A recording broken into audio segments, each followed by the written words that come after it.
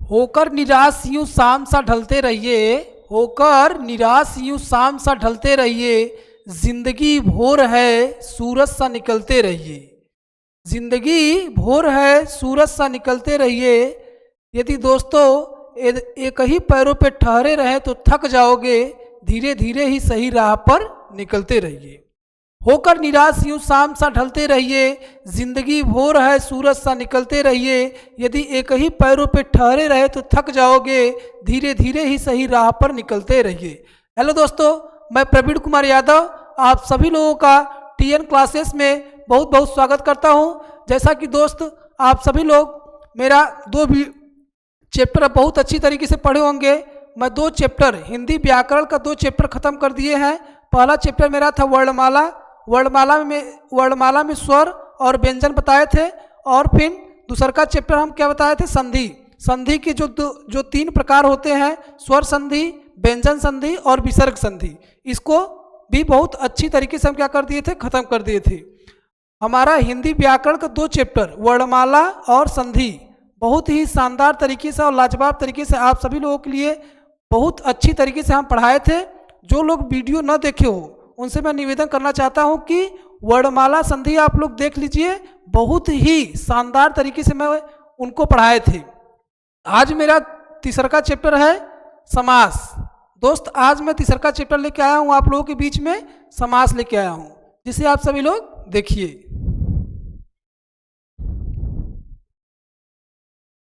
देखिए समास। समास मेरा तीसरा चैप्टर यह है। दोस्त समास का शाब्दिक अर्थ क्या होता है, पहले आप जानिए समास का शाब्दिक अर्थ क्या होता है। समास का शाब्दिक अर्थ होता है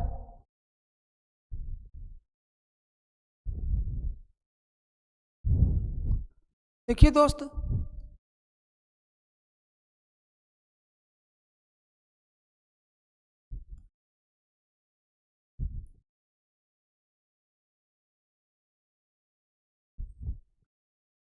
समास का शाब्दिक अर्थ होता है संक्षेपीकरण। समास का शाब्दिक अर्थ होता है संक्षेपीकरण।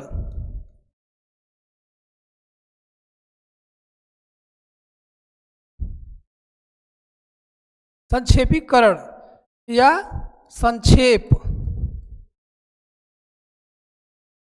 या फिर घटाव या कम करना। ठीक है। समास का शाब्दिक अर्थ होता है संक्षेपीकरण या संक्षेप में लिखना या घटाव या कम करना। ठीक है। इसका शाब्दिक अर्थ ये होता है, जैसे बता रहा हूं दोस्त, देखिए जैसे राजा का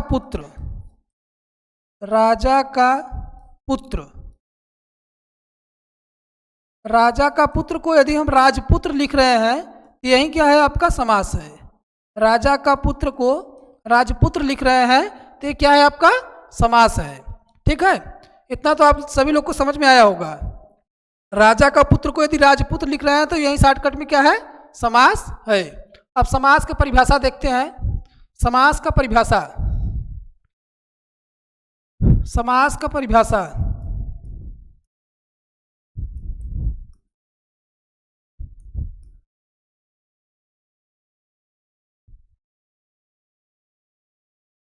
समास का परिभाषा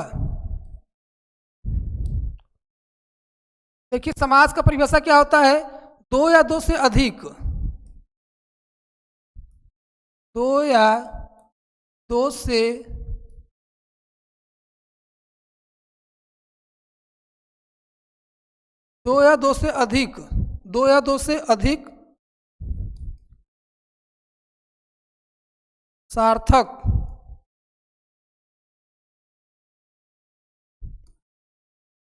से अधिक सार्थक शब्दों के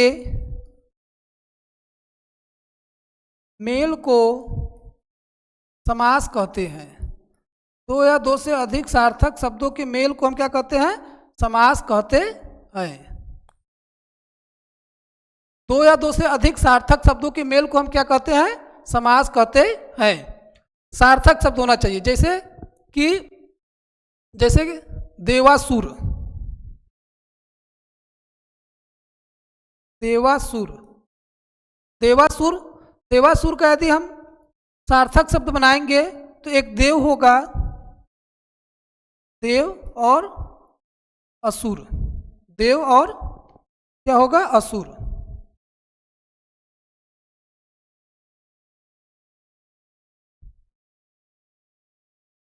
देवासुर, देव और क्या होगा, असुर। ये सब क्या है, ये समास क्या है, सार्थक शब्द है। इसमें अपने मन से कोई भी शब्द नहीं ले सकते हैं। जैसे कि आप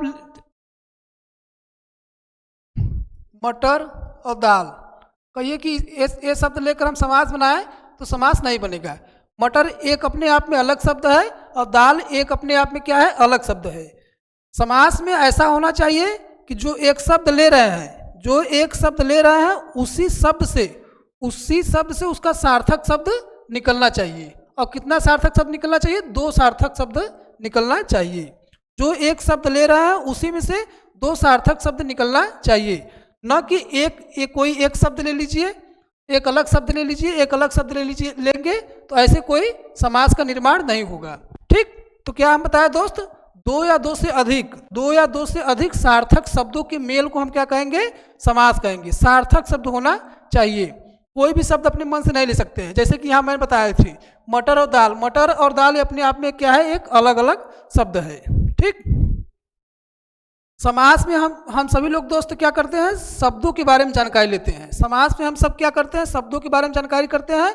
और जबकि संधि में बताए थे हम क्या, किसके बारे में जानकारी लेते हैं, वर्ड के बारे में। यदि इसमें ही संधि देखा जाए तो देखो, इसमें देव में अ निकल रहा है और इसमें क्या निकल रहा है, अ निकल रहा है। अ प्लस अ निकल के क्या बन रहा है, आ बन रहा है। ठीक है, इसमें कौन संधि है, दीर्घ संधि है। ठीक, परंतु यहाँ पे संधि और समास में यही अंतर होता है। संधि में वर्णों का मेल होता है, संधि में क्या होता है, वर्णों का मेल होता है दोस्त, और समास में क्या होता है, शब्दों का मेल होता है। ठीक, यहाँ पे आप सभी लोग समझ गए होंगे। और देखिए आगे, समास की परिभाषा तो जान गए ना, 2 या 2 से अधिक सार्थक शब्दों के मेल को हम क्या कहते हैं, समास कहते हैं। ठीक, अब देखिए समास विग्रह के बारे में बताते हैं। समास विग्रह, समास विग्रह,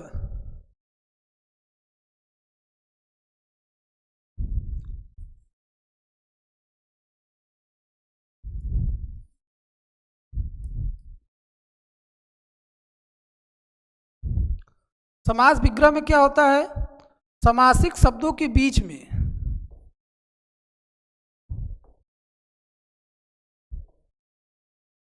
समासिक शब्दों के बीच में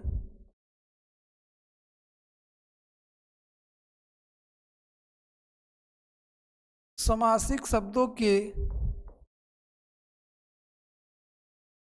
बीच में जो संबंध होता है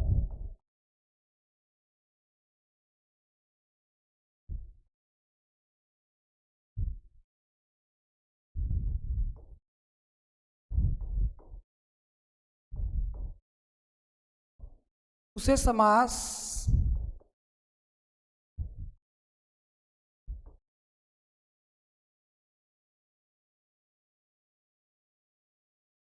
समास विग्रह कहते हैं। ठीक, समासिक शब्दों के बीच में जो संबंध होता है उसे हम समास विग्रह कहते हैं। जैसे देखते हैं, जैसे ऊपर देखिए,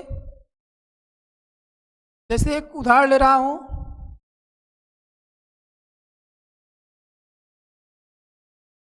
गगनचुंबी।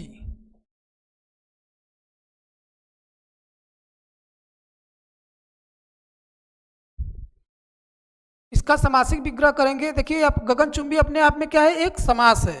कौन सा समास है, अभी बता रहे हैं। ठीक है, इसमें तत्पुरुष समास है, तत्पुरुष समास है।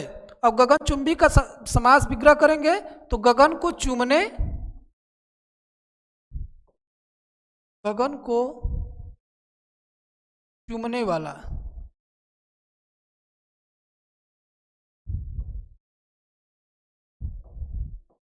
ठीक है। गगनचुंबी, गगन को चूमने तक। जैसे कि सूर्य कुमार यादव ने ऐसा छक्का मारा, क्या है, गेंद गगन को चूमने तक चला गया। ठीक है, तो ये क्या है, एक प्रकार से समास विग्रह हो गया। गगनचुंबी का, गगनचुंबी अपने आप में क्या है, एक समास शब्द है। ठीक है, इसका समास विग्रह करेंगे तो गगनचुंबी। ठीक है, तो आप लोग सभी लोग समझ गए होंगे, इसका समास विग्रह यह होगा। और एक उदाहरण और ले रहा हूं, जैसे रसोई घर।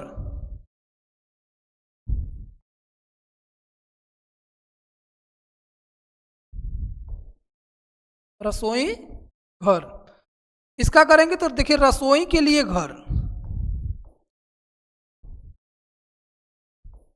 रसोई के लिए घर।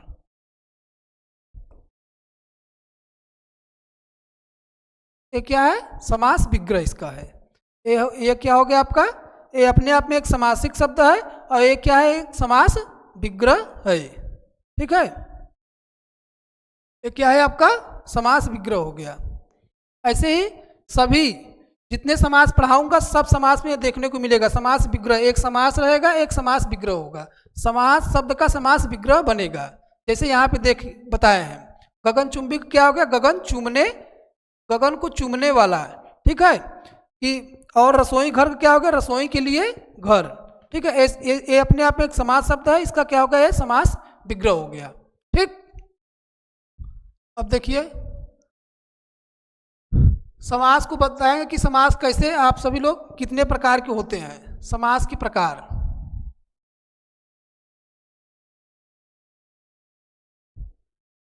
समास के प्रकार,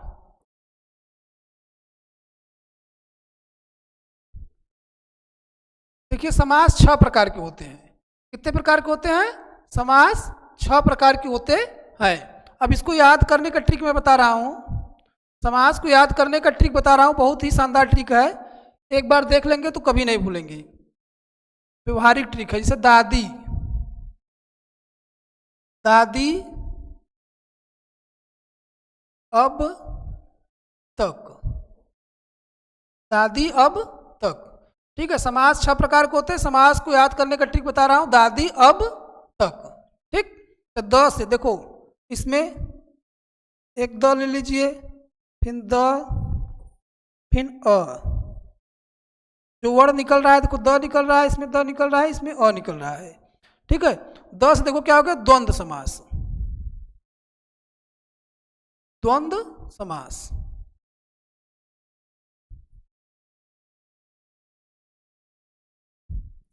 द्वंद्व समास, ठीक है, द से क्या निकला, द्वंद्व समास। ये क्या है, द से क्या होगी, द्विगु समास।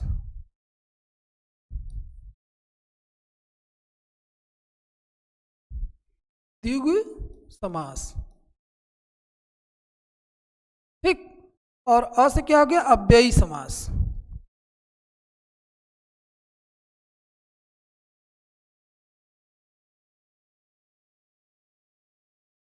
ठीक, अ से अव्ययी समास। अब ब से देखेंगे क्या है, बहुव्रीहि समास, बहुव्रीहि समास।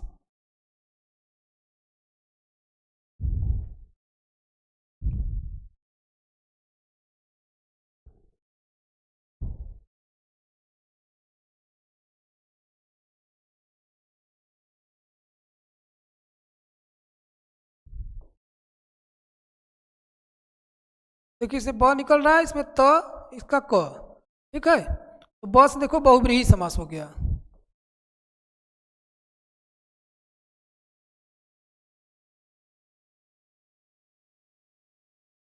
बहुव्रीहि समास,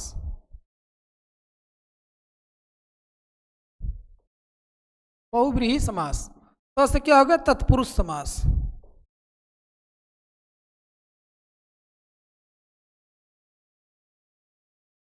तत्पुरुष समास। और क से क्या हुआ, कर्मधारय समास।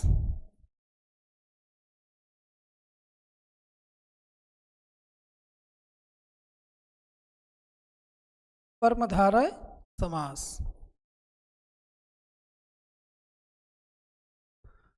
समास 6 प्रकार के होते हैं। ट्रिक है, एक ट्रिक है, आप समझ लीजिए, बहुत ही शानदार ट्रिक है समास को याद करने का। ट्रिक है दादी अब तक। 10 से क्या हो गया द्वंद्व समास, 10 से क्या हो गया द्विगु समास, एक अ से क्या हो गया अव्ययी भाव अव्ययी समास, ब से क्या हो गया बहुब्रीहि समास, त से क्या हो गया तत्पुरुष समास, क से क्या हो गया कर्मधारय समास। ठीक है, इस 10 से क्या हो गया द्वंद्व समास हो गया, ए से क्या हो गया द्विगु समास, अ से अव्ययी समास, ब से बहुब्रीहि समास, त से तत्पुरुष समास, क से कर्मधारय समास। ये समास याद करने का ट्रिक है। ठीक है, कभी कभी आपके एग्जाम में पूछ लेता है कि समास कितने प्रकार के होते हैं, तो ये शब्द आप याद कर लीजिए, बहुत ही व्यवहारिक शब्द है, दादी अब तक। ठीक है, ऐसे आप याद करके समास को समझ सकते हैं कि समास कितने प्रकार के होते हैं, 6 प्रकार के होते हैं। ठीक है, इसमें 6 वर्ड आया है, इससे समझ जाएंगे कि समास कितने प्रकार का होगा, 6 प्रकार का होगा। ठीक, अब आगे देखते हैं।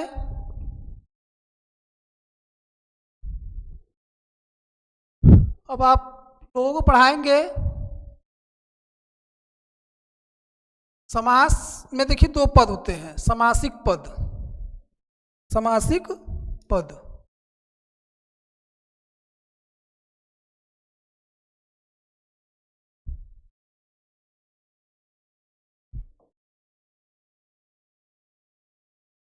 समासिक पद,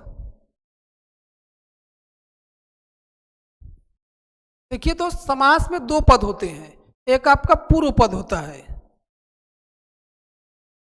समास के 2 पद होते हैं, एक पूर्व पद होता है और एक क्या होता है, उत्तर पद होता है। एक पूर्व पद होता है, एक उत्तर पद होता है।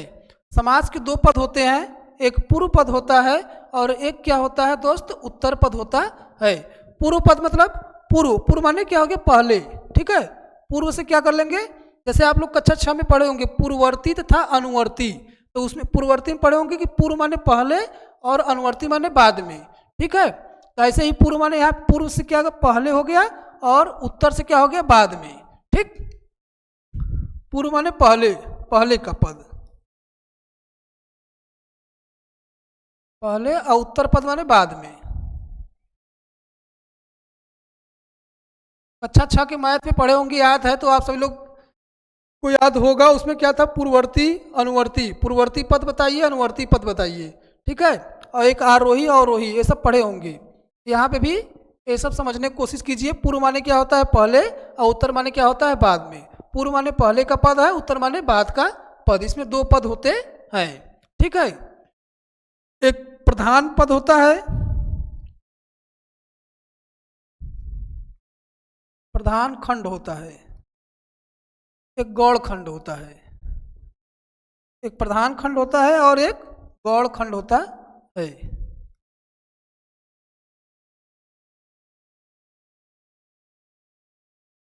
ठीक है, इसमें 2 खंड होते हैं, प्रधान खंड होता है, एक गौड़ खंड होता है। ठीक है, ये सब यदि जिसको समझ में आ गया समझ लीजिए, फिर समास में आपको दिक्कत नहीं होगा। इस जितना मैं बता रहा हूँ इसको समझ गए आप लोग तो समास में दिक्कत नहीं होगा। जो 6 प्रकार के समास होते हैं उसको समझने में आपको कोई दिक्कत नहीं होगा, यदि यह चीज़ आपको समझ में आ गया तो। देखिए प्रधान खंड माने क्या होता है, जिस पद पे जिस पद पर अधिक बल पड़े उसे हम क्या कहेंगे, प्रधान खंड कहते हैं।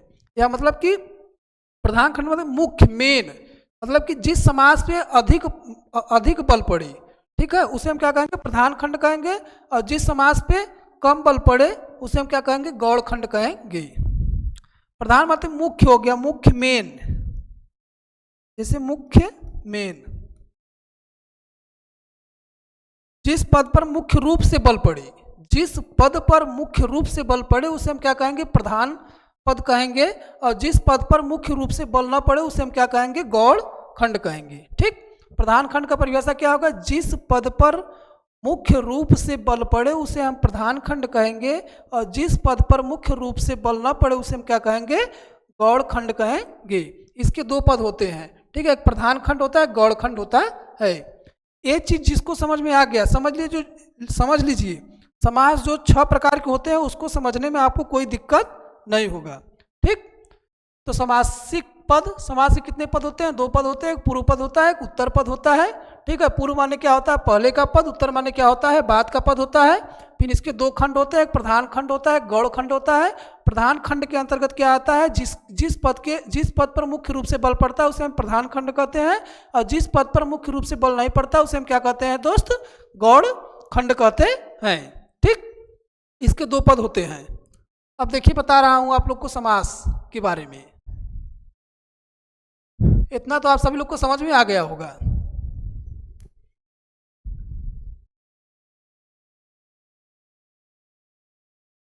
अब देखिए समास के जो कितने प्रकार के होते हैं वो बता रहे हैं। समास में देखिए पहले हम बताएंगे आप लोग को अव्ययी समास। अव्ययी समास,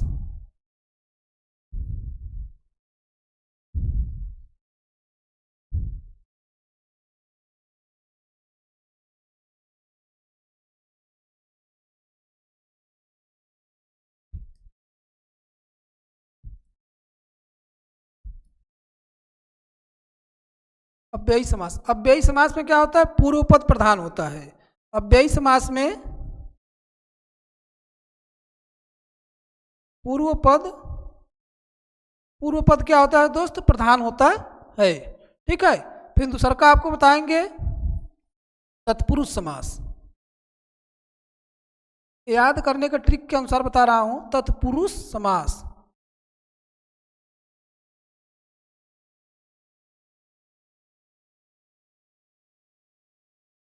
तत्पुरुष समास, तत्पुरुष समास में क्या होता है, पूर्व पद क्या होता है, प्रधान होता है। इसमें पूर्व पद प्रधान होता है, इसमें क्या होता है, उत्तर पद प्रधान होता है।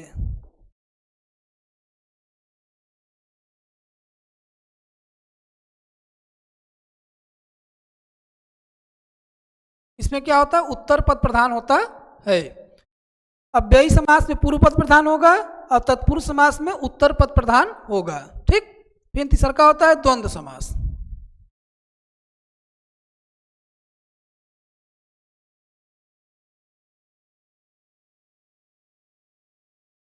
द्वंद्व समास, इस समास में दोनों पद प्रधान होते हैं।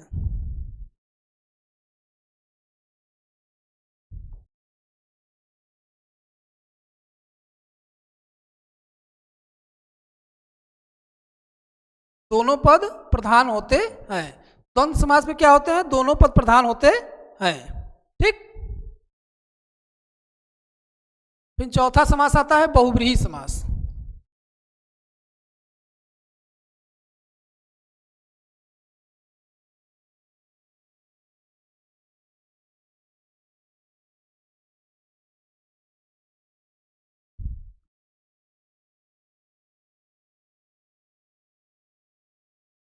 चौथा क्या होता है, बहुव्रीहि समास। इस समास में कोई पद प्रधान नहीं होता है।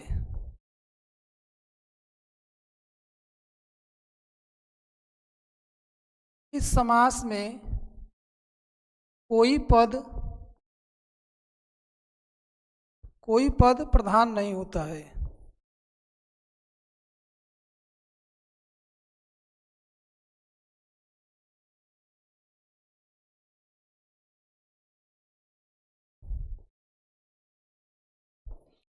बहुव्रीहि समास में क्या होता है, कोई पद प्रधान नहीं होता है। यदि कोई पूछे कि समास मुख्य रूप से कितने प्रकार के होते हैं, समास मुख्य रूप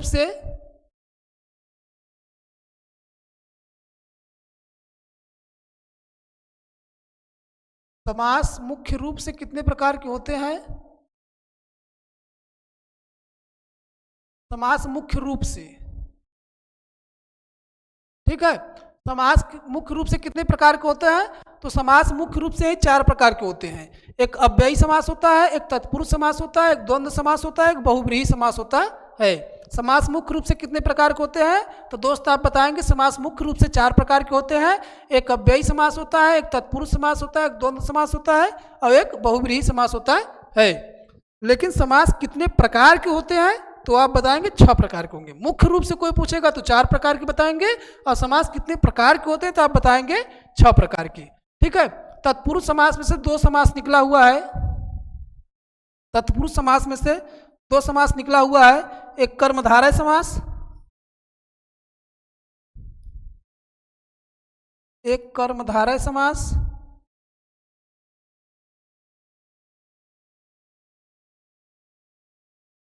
ठीक है, एक कर्मधारय समास निकला हुआ है और एक निकला हुआ है आपका इसमें, एक कर्मधारय समास निकला हुआ है और एक निकला हुआ है द्विगु समास। ठीक है,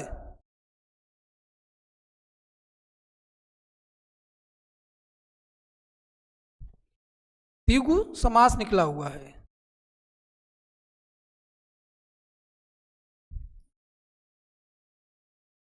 ठीक, तत्पुरुष समास में से दो समास निकला हुआ है, एक कर्मधारय समास निकला हुआ है, एक द्विगु समास निकला हुआ है। तो तत्पुरुष समास का उत्तर पद प्रधान होता है, तो इन सभी का भी उत्तर पद क्या होगा, प्रधान होगा। उत्तर पद प्रधान।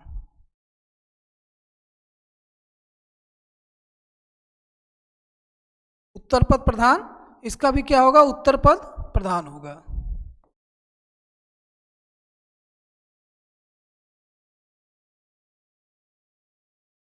ठीक, जब तत्पुरुष समास का उत्तर पद प्रधान है तो इसका भी क्या होगा, उत्तर पद प्रधान होगा। ठीक है,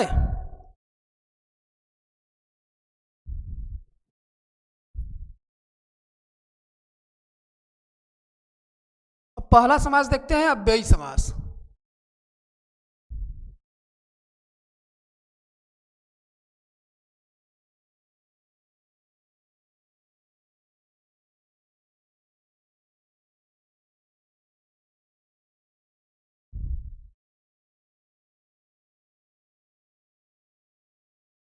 अव्ययी समास को देखते हैं। ये सब तो समझ में आ गया होगा। देखो, इसको याद करने का ट्रिक से लिखा हूं। देखो, अव्ययी समास में क्या होता है, पूर्व पद प्रधान हो रहा है, मतलब कि पहला पद प्रधान हो रहा है। तत्पुरुष समास में क्या हो रहा है, उत्तर पद प्रधान हो रहा है, उत्तर पद प्रधान हो रहा है, मतलब कि दूसरा का पद क्या हो रहा है, इसमें प्रधान हो रहा है। और द्वंद्व समास में क्या होगा, दोनों पद प्रधान होंगे। द्वंद्व समास में क्या होगा, दोनों पद प्रधान होंगे। ठीक है, द्वंद्व समास में क्या होगा, दोनों पद प्रधान होंगे। और बहुब्रीहि समास में, इस समास में कोई भी पद प्रधान नहीं होगा। तो यदि आपको थोड़ा भी दिमाग लगाएंगे तो इसमें ट्रिक यही बन रहा है कि देखिए, पहले क्या होता है, पूर्व हो रहा है, फिर उत्तर हो रहा है, फिर दोनों पद प्रधान नहीं हो रहा है, फिर क्या है, इस मतलब इसमें दोनों पद प्रधान हो रहा है, फिर इसमें क्या है, दोनों पद प्रधान नहीं हो रहा है। ठीक, और फिर तत्पुरुष समास में से दो समास निकला हुआ है, कर्मधारय समास और द्विगु समास निकला हुआ है।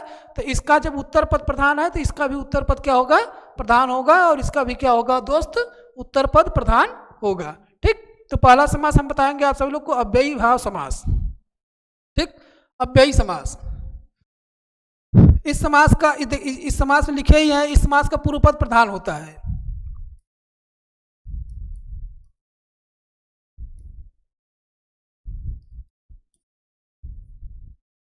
इस समास का पूर्व पद प्रधान होता है।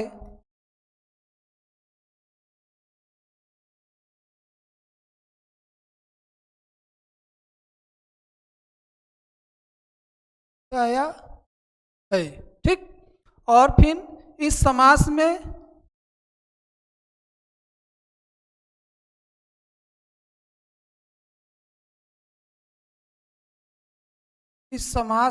उपसर्ग लगे हुए दिखाई देते हैं। उपसर्ग,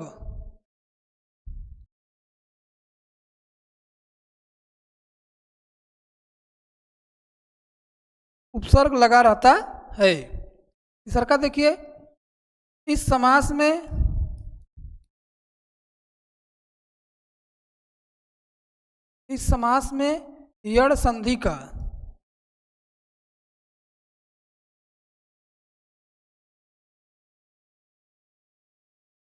यड़ संधि का उदाहरण देखने को मिलेगा।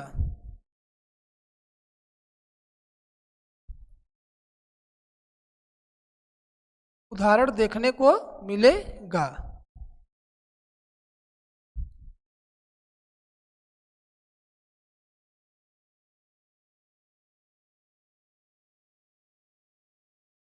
ठीक, इस समास में पूर्व पद प्रधान होता है, फिर इस समास में उपसर्ग लगा रहता है, इस समास में यड़ संधि का उदाहरण देखने को मिलेगा।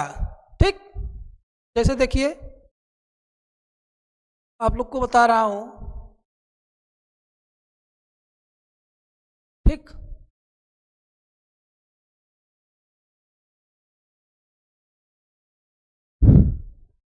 जैसे उदाहरण देखिए,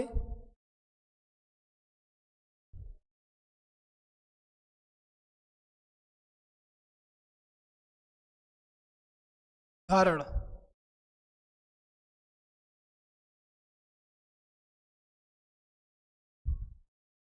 उदाहरण देखते हैं। इसमें देखिए उदाहरण देखिए, प्रतिदिन, प्रतिदिन,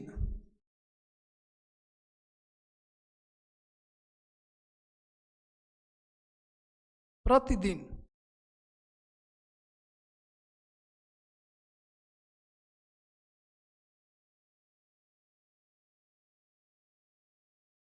जैसे कि कहते हैं ना कि दिन, दिन कैसा हो, एक दिन, दो दिन, तीन दिन, चार दिन। तो दिन मतलब कि दिन है, ठीक है। जब इसे प्रति लग जा रहा है तो इसमें क्या हो रहा है कि प्रतिदिन मतलब कि डेली, रोज काम करना है। यहाँ काम क्या है, रोज काम करना है। जब दिन लगा हुआ है तो कहेंगे कि एक दिन, दो दिन, तीन दिन काम करना है, उसके पहले प्रति लगा देंगे तो क्या हो जाएगा कि प्रतिदिन मतलब आपको डेली काम करना है। तो प्रति क्या है यहाँ पे, मेन है, ठीक है, मेन है। यहाँ पे क्या है, प्रधान खंड है। प्रति लग, प्रति क्या है यहाँ पे, प्रधान खंड देखने को मिल रहा है। प्रति लगकर इस दिन का महत्व बढ़ा दिया है, ठीक है। दिन के पहले प्रति लगकर दिन का महत्व बढ़ा दिया है। एक दिन, दो दिन, तीन दिन काम नहीं करना है, प्रतिदिन काम करना है, ठीक है। तो प्रति क्या है आपका, यहाँ पे महत्व बढ़ा दिया, इसलिए क्या है, इसका पूर्व पद प्रधान होता है, ठीक, इसका पूर्व पद प्रधान होता है। जैसे प्रतिदिन, प्रतिदिन में प्रतिदिन, अब इसमें देखो प्रतिदिन, अब जैसे कि माह है,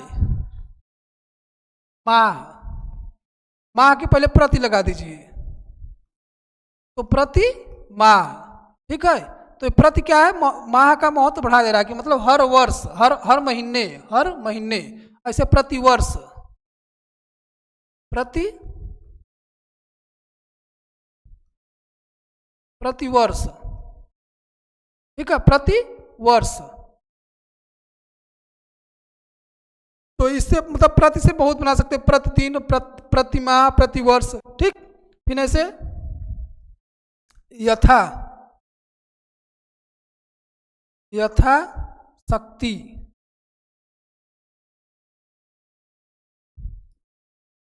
यथाशक्ति, यथाशक्ति, इस यथाशक्ति हो गया यथावत,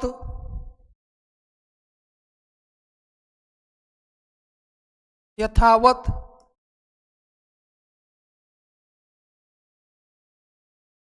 यथा शीघ्र, ठीक। फिर एक और बना सकते हैं यथोचित, यथा से बना सकते हैं यथोचित, ठीक है। तो यथा, एक शब्द, एक उपसर्ग ले लीजिए, एक उपसर्ग ले लीजिए या एक अव्यय ले लीजिए, ठीक है, उससे अपने मन से जोड़ के बना सकते हैं। यथाशक्ति, यथा शक्ति में यथा जोड़ दिए तो क्या हो गया, यथाशक्ति, ठीक है। फिर इसमें वत जोड़ दिए तो यथावत, ठीक है। शीघ्र में यथा जोड़ दिए तो क्या हो गया, यथाशीघ्र। फिर ऐसे यथाक्रम, यथाक्रम,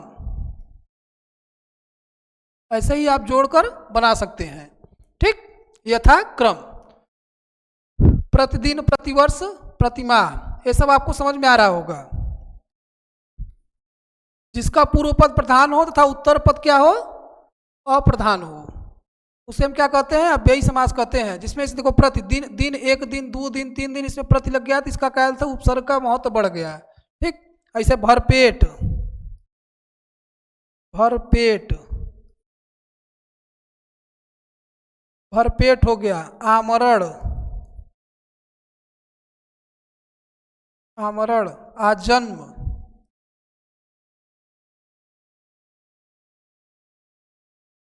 आजन्म, ठीक है, आजन्म, अनुरूप, अनुरूप, अनुसार, अनुसार, ये सब क्या आ गया आपका, अव्ययी भाव समास का उदाहरण है, ठीक। एक समास का कम से कम 10-12 उदाहरण मैं दे रहा हूं, आपको बहुत ही अच्छी तरीके से समझ में आ रहा होगा। यहाँ पे देखिए, देखिए जैसे आ है ना, मरण मतलब कि मरण, मरण में मतलब आ लग गया था, आमरण मतलब कि मरने तक। ठीक है, जैसे एक बार आप लोग सुने होंगे कि अन्ना हजारे ने क्या किए थे, अनशन किए थे ना। ठीक है, कोई बिल पास करने के लिए क्या कहते हैं कि आमरण अनशन किए थे। आप लोग कुछ ध्यान होगा, उसमें आमरण अनशन किए थे, कहते कि मरने तक, जब तक बिल मेरा पास नहीं होगा तब तक हम आमरण अनशन करेंगे, मरने तक यहाँ अनशन करते रहेंगे। तो मतलब कि मरण मतलब कि लग गया, इसमें जब आ लग गया तो इसका आ का महत्व बढ़ गया। ठीक है, ऐसे जन्म होता है, जन्म मतलब कि जन्म हुआ, जन्म हुआ, जब उसमें आ लग गया तो पूरा जन्म हो गया, मतलब कि पूरे जन्म के लिए हो गए। ठीक, जन्म हुआ तो एक दो दिन के जन्म हो गए, जिसमें आ लग गए तो पूरे जन्मदिन के लिए हो गए, पूरे जन्म भर हो गए। ठीक, अब देखिए अव्ययी समास। अब एक आता है आपका बहुत ही फेमस अव्ययी समास से पूछता है बार बार, बार बार। ये आपको कभी कभी बचा के पूछ देता है बार बार। ठीक है, तो बार बार में भी क्या आता है, अव्ययी समास होता है। कभी कभी, कभी कभी, कभी कभी, फिर धीरे धीरे,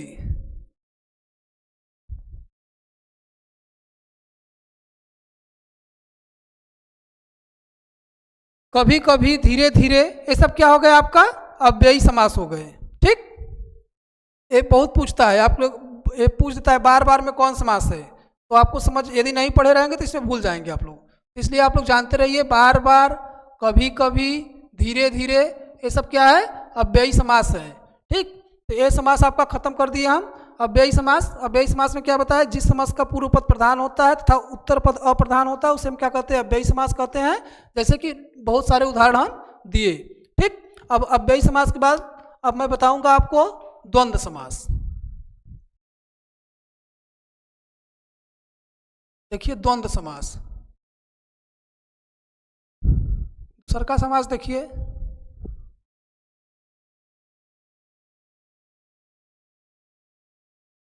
द्वंद्व समास, द्वंद्व समास। ठीक है, द्वंद्व समास का उदाहरण क्या होता है, जिस समास का दोनों पद प्रधान हो, जिस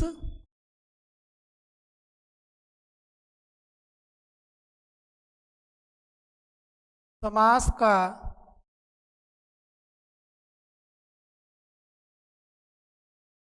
दोनों पद प्रधान हो,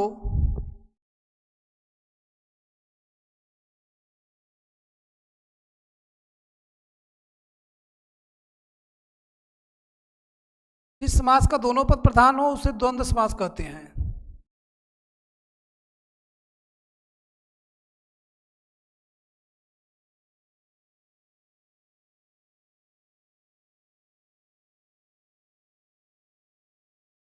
ठीक है, जिस समास का दोनों पद प्रधान उसे द्वंद्व समास कहते हैं, या जिस समास में, या जिस समास में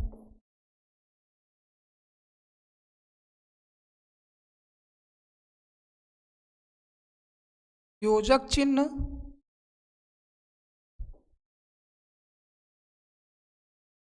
योजक चिन्ह देखने को मिलता है,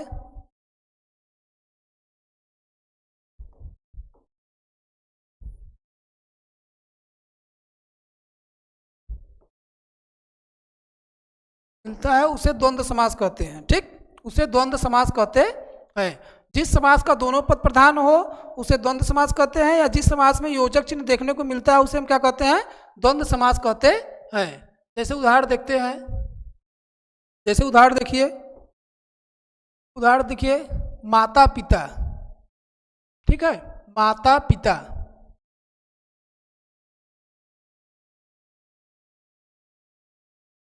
माता पिता। या फिर इसका एक और उदाहरण दे सकते हैं कि जिस समास से प्रतिस्पर्धा देखने को मिली,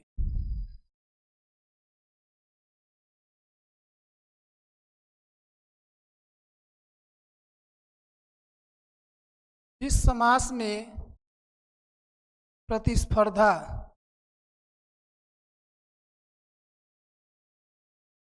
प्रतिस्पर्धा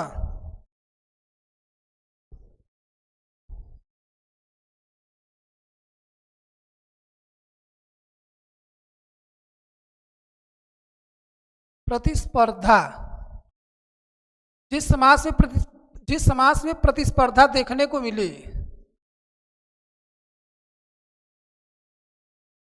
मिले, वह कौन सा समास होता है? द्वंद्व समास होता है। इस समास के पहचानने का 3 उदाहरण मैंने दिया, ठीक है, 3 परिभाषा दिए इस समास को पहचानने के लिए, ठीक। तो जैसे इसमें देखो माता पिता, माता मतलब कि माता और पिता दोनों प्रधान है, इसमें किसी को हम गौड़ नहीं कर सकते हैं, ठीक है, या किसी को अप्रधान नहीं दिखा सकते हैं।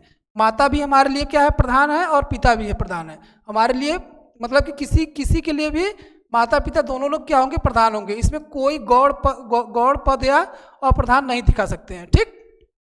माता पिता, भाई बहन,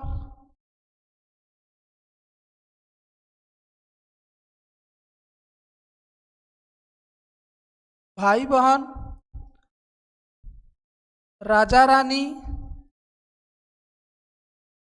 खारा खोटा,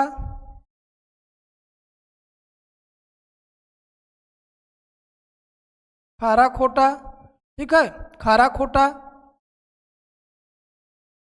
ऐसे बहुत सारे उदाहरण आप दे सकते हैं।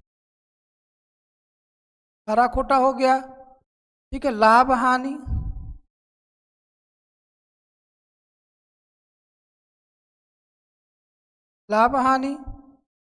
और लाभ हानि, ऐसे बहुत सारे उदाहरण आप क्या कर सकते हैं? दे सकते हैं। परंतु एक इसमें और उदाहरण आता है पहचानने का, मैं बता रहा हूं। जैसे कि कभी कभी पूछ देता है पापा पाप, पाप, ठीक है, पापा पाप। जब ऐसा पूछ देता है तो बहुत से लोग क्या हो जाते हैं? परेशान हो जाते हैं, करिए इसमें कौन सा समास है? पापा पाप, पापा पाप में कौन सा समास आएगा? तो लोग मतलब कि दिमाग लगाते हैं तो नहीं पहचान पाते हैं। परंतु इसको पहचानने का क्या है? जब आप क्या करेंगे? इसका संधि कर देंगे। इसमें क्या है? दीर्घ संधि है। इसका करेंगे जब संधि कर देंगे तो पाप, पाप धन अपाप, ठीक है, पाप धन अपाप। अब आपको समझ में आ गया होगा पाप और अपाप। जैसे यहाँ पे देखिए राजा रानी आ रहा था, ठीक है, खारा खोटा, लाभ हानि, भाई बहन, जस अपजस, ऐसे यहाँ पे पाप अपाप आ रहा है तो क्या हो गया आपका? द्वंद्व समास हो गया, ठीक। इसमें भी दोनों पद क्या है? प्रधान है। इसमें भी क्या होगा? दोनों पद प्रधान होंगे, ठीक ना। इसमें भी क्या है? दोनों पद प्रधान है। ऐसे ही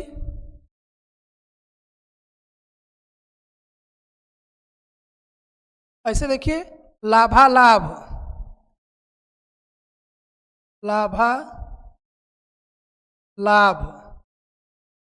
लाभालाभ में भी द्वंद्व समास है। इसका भी करेंगे तो लाभ धन अलाभ, लाभालाभ में भी क्या हो गया? द्वंद्व समास आ गया, ठीक, द्वंद्व समास। ऐसे धर्माधर्म,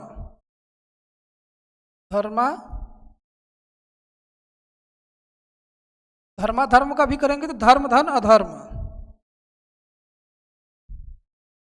धर्म धन अधर्म।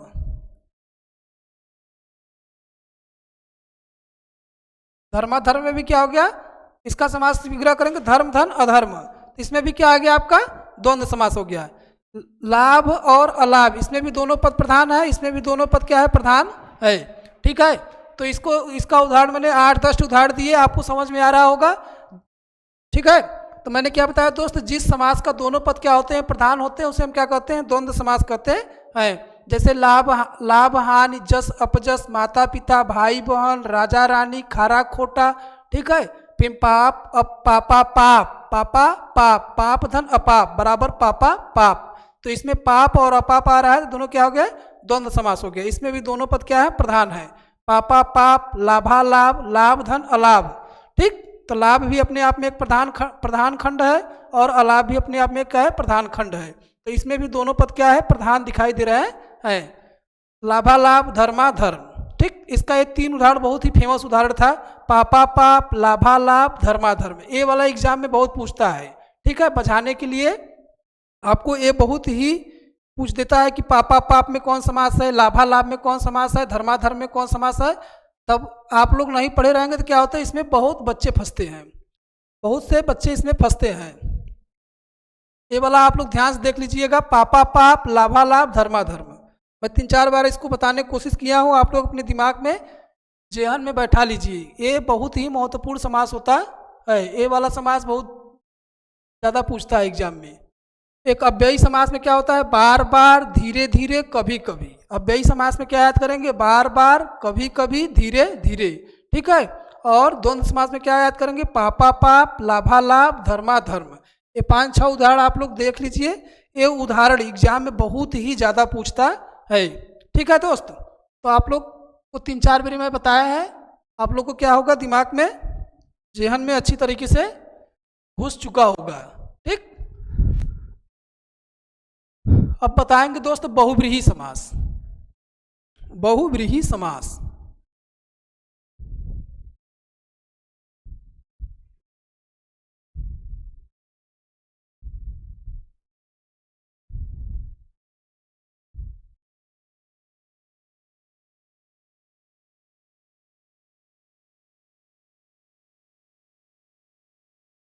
बहुव्रीहि समास, ठीक है।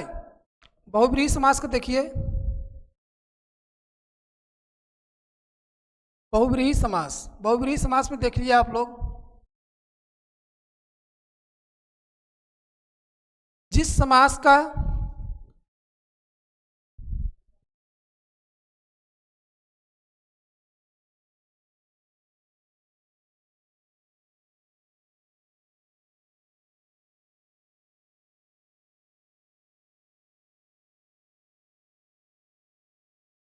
जिस समास का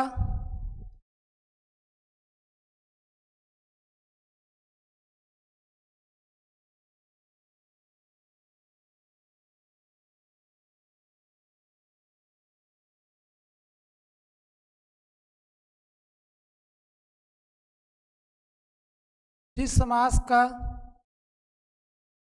दोनों पद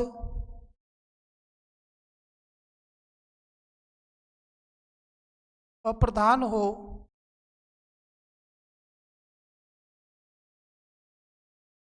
तथा कोई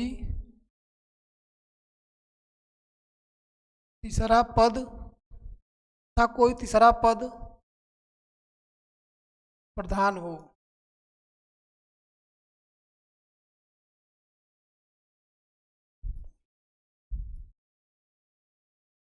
जिस समास का कोई दो पद प्रधान हो तथा तीसरा पद क्या हो, प्रधान हो, उसे हम क्या कहते हैं, अव्ययी समास कहते हैं, बहुव्रीहि समास कहते हैं।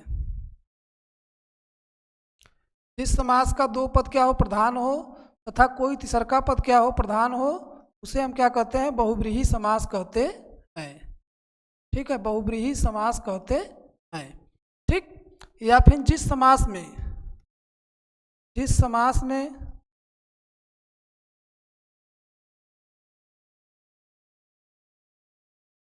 जिस समास में पर्यायवाची पर्यायवाची देखने को मिले,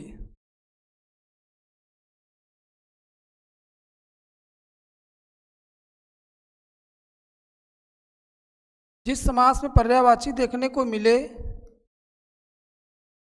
उसे हम क्या कहते हैं, बहुव्रीहि समास कहते हैं। जैसे जैसे उदाहरण देखते हैं, उदाहरण जैसे उदाहरण देखते हैं, पीताम्बर, पीताम्बर, ठीक है। पीताम्बर का समास विग्रह करेंगे तो पीला हो अंबर, इसका पीला हो अंबर अर्थात कृष्ण, पीला हो अंबर अर्थात कृष्ण, ठीक। इसका समास विग्रह क्या होगा, पीला हो अंबर अर्थात कृष्ण।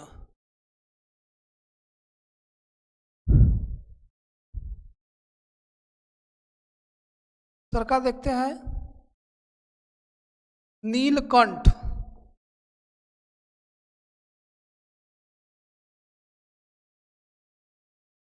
नीला हो कंठ अर्थात शिव।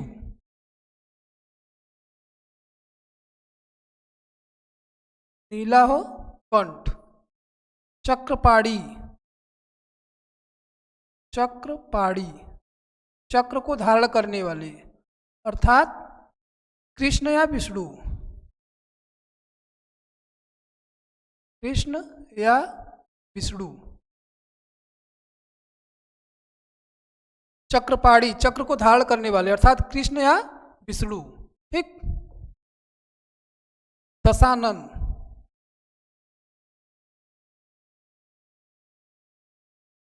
दस हो सिर अर्थात रावण।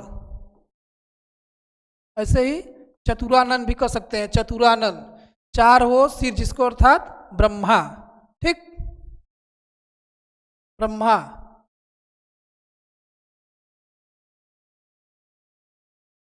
लंबोदर,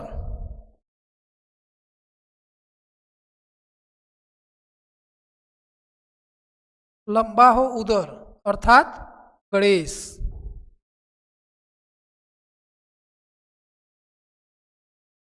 ठीक। लंबा हो उदर अर्थात गणेश।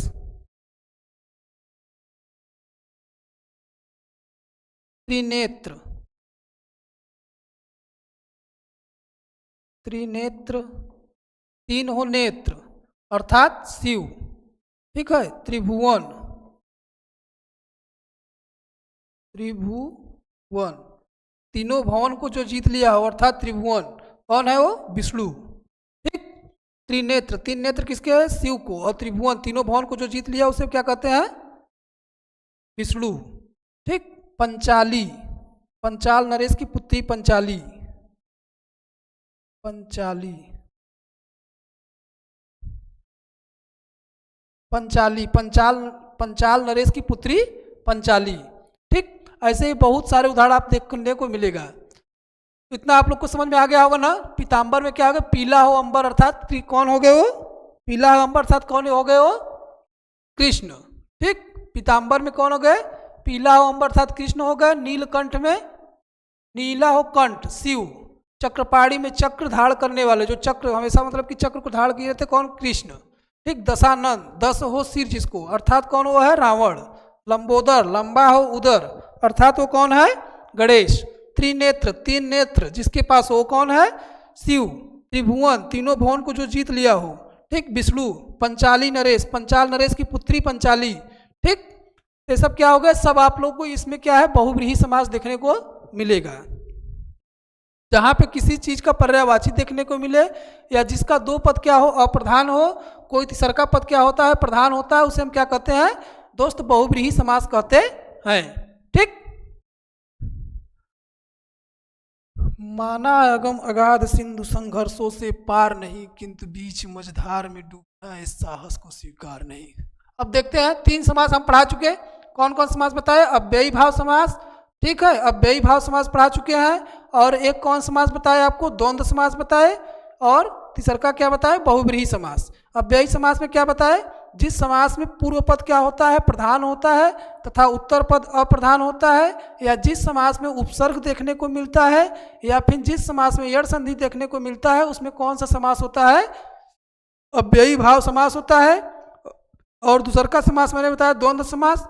द्वंद्व समास में क्या होता है कि जिस समास में दो पद प्रधान हो, जिस समास का दो पद प्रधान हो तथा जिस समास का दो पद प्रधान हो या फिर योजक चिन्ह देखने को मिलता है, उसमें कौन समास होता है? द्वंद्व समास होता है। और तीसरा समास मैंने बताया कि जिस समास का दो पद अप्रधान हो तथा कोई तीसरा पद क्या होता है? प्रधान होता है, उसे हम क्या कहते हैं? अव्ययी भाव समास कहते हैं। या फिर जिस समास में पर्यायवाची देखने को मिलता है उसे हम क्या कहते हैं? अव्ययी भाव समास कहते हैं। ये तीन समास हम आप लोग को क्या कर दिए? बताए हैं। और चौथा समास बताएंगे आपको कर्मधारय समास। चौथा समास देखिए,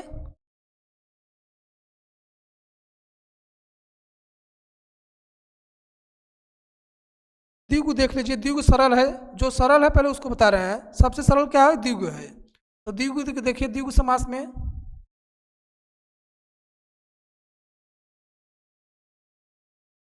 द्विगु समास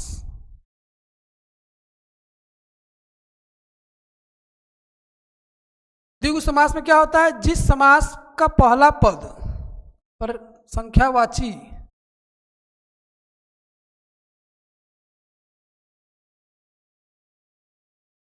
जिस समास का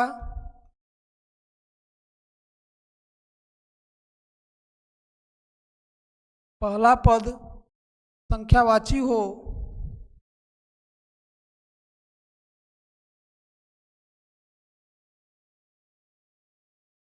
जिस समास का पहला पद क्या हो, संख्यावाची हो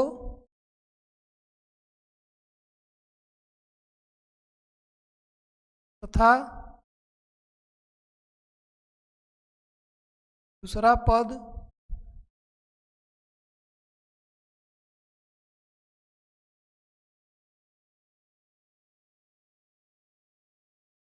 प्रधान हो, उसे हम क्या कहते हैं, द्विगु समास कहते हैं।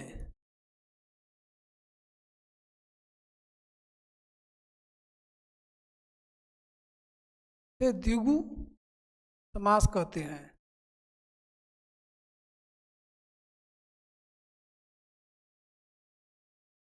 जिस समास का पहला पद क्या हो, संख्यावाची हो तथा दूसरा का पद क्या हो, प्रधान हो, उसे हम क्या कहते हैं, द्विगु समास कहते हैं। जैसे इसका उदाहरण देखते हैं,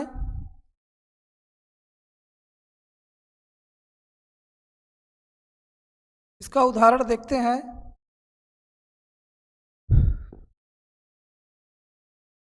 पंचवटी,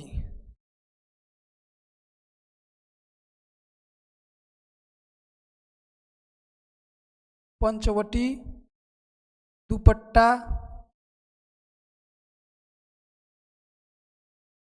पंचवटी दुपट्टा। ठीक है, देखिए पंचवटी मतलब पांच, वटी माने क्या होता है, वृक्ष। मतलब कि जहाँ पे पांच वृक्ष हो उसे हम क्या कहते हैं, पंचवटी कहते हैं। तो मैंने क्या बताया, जिस समास का क्या हो, पहला पद संख्यावाची हो तथा दूसरा का पद क्या हो, प्रधान हो, उसे हम क्या कहते हैं, द्विगु समास कहते हैं। ठीक, जैसे कि दुपट्टा, दुपट्टा मतलब कि दुपट्टा, जिसमें दो पट्टा हो उसे हम क्या कहते हैं, दुपट्टा। तो इसमें दो क्या है, आपको संख्या दिखाई दे रहा है ना, दो क्या है, संख्या दिखाई दे रहा है, इसमें पांच संख्या दिखाई दे रहा है। ठीक है, तो मैंने क्या बताया, जिस समास का पहला पद संख्यावाची हो तथा दूसरा का पद प्रधान हो उसे हम क्या कहते हैं, द्विगु समास कहते हैं। ठीक, ऐसे देखिए नवरात्रि,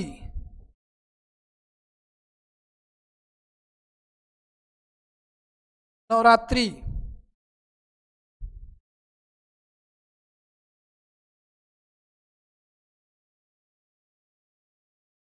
तिराहा,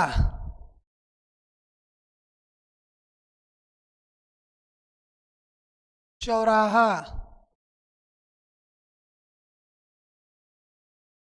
चार राहों वाला रास्ता अर्थात चौराहा। ठीक है, जिसमें चार राह हो, चौराहा। नवरात्रि मतलब नवरात्रि। ठीक, ये सब इसमें क्या है, सब में देखिए क्या है, आपको देखने को मिल रहा है, संख्या दिख रहा है। इसमें पाँच, इसमें दो, इसमें नौ, इसमें तीन, इसमें चार। और इसमें जैसे कि दशानन वाला भी ले सकते हैं, दशानन अर्थात 10 तीर जिसको हो,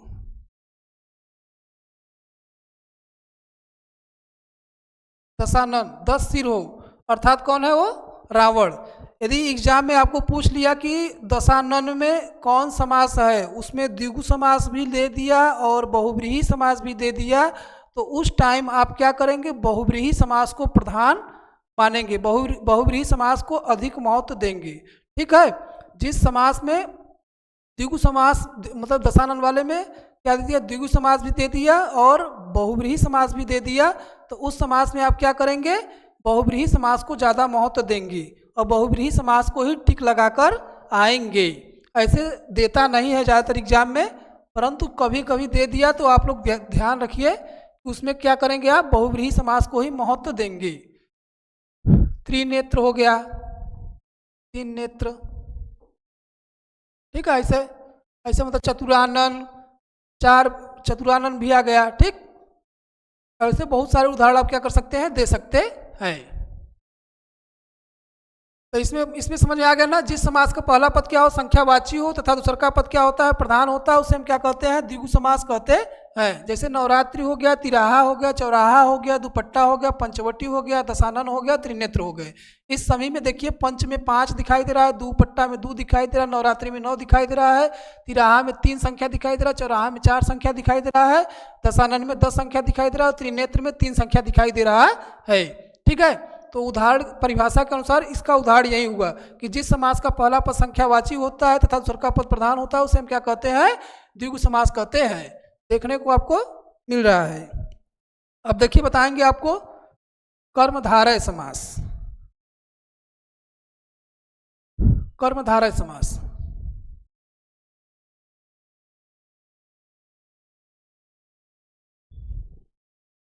कर्मधारय समास,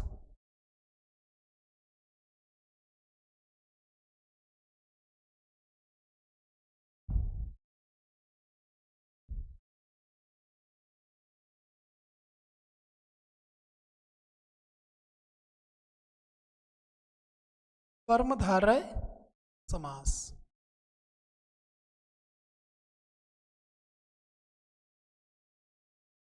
कर्मधारय समास में क्या होता है? उत्तर पद इसमें क्या होता है? प्रधान होता है। उत्तर पद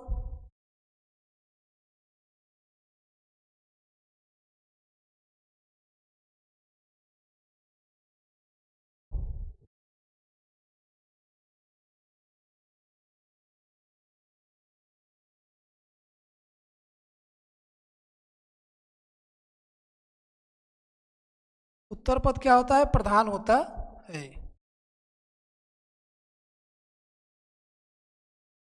उत्तर पद प्रधान होता है। ठीक है, उत्तर पद इसमें क्या होता है? प्रधान होता है। और पूर्व पद क्या होता है? विशेषण होता है।